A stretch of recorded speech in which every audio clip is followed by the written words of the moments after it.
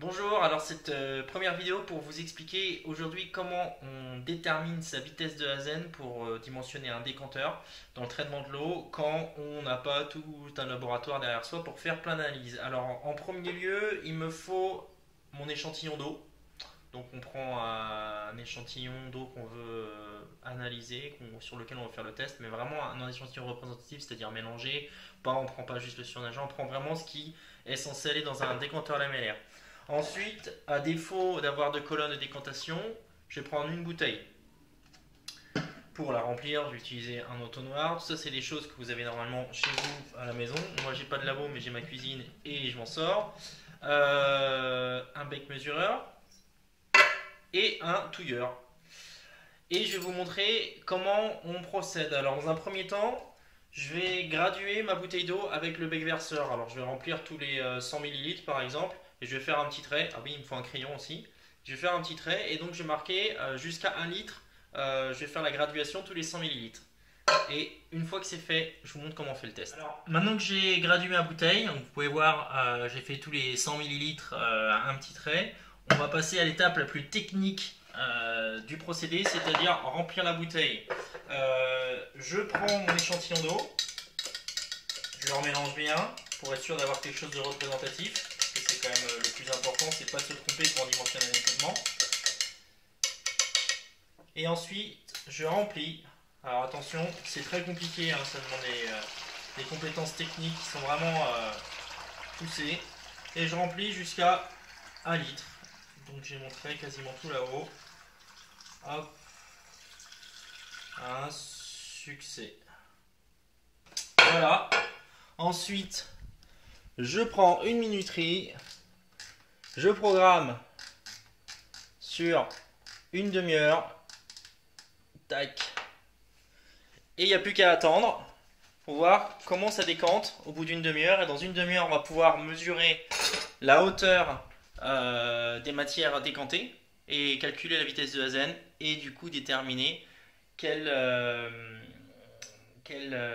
taille de décanteur lamellaire il faudra installer.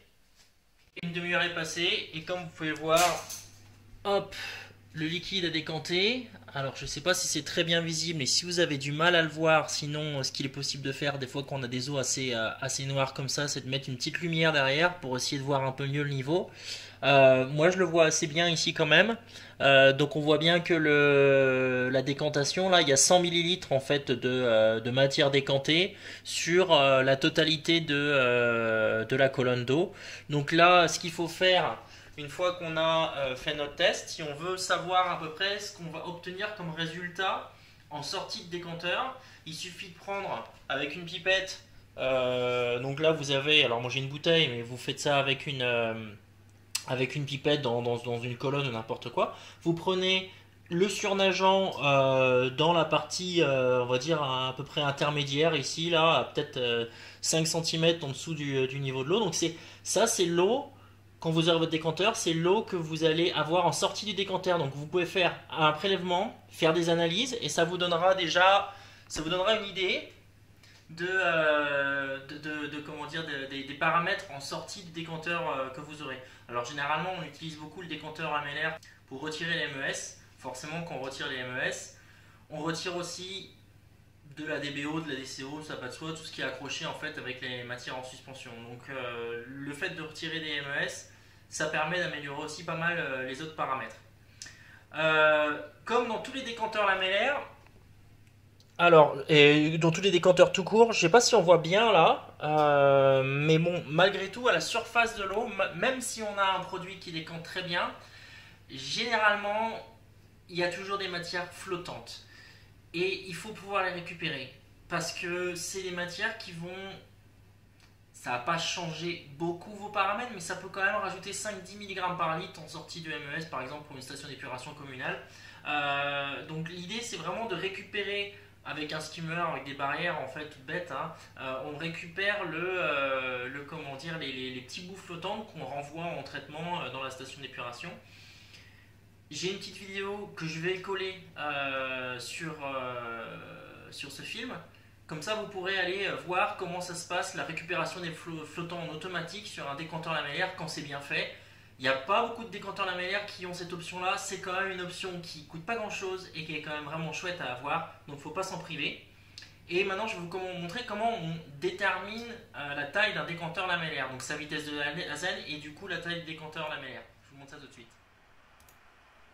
Donc maintenant qu'on a réussi à trouver notre volume de décantation, ici on va sur le site 1H2O3, dans les outils, il y a calcul de l'indice de bout et de la vitesse de Hazen. Donc j'ai un premier tableau ici qui permet de calculer, quand on a la fréquentation, la concentration des bouts, de calculer l'indice des bouts.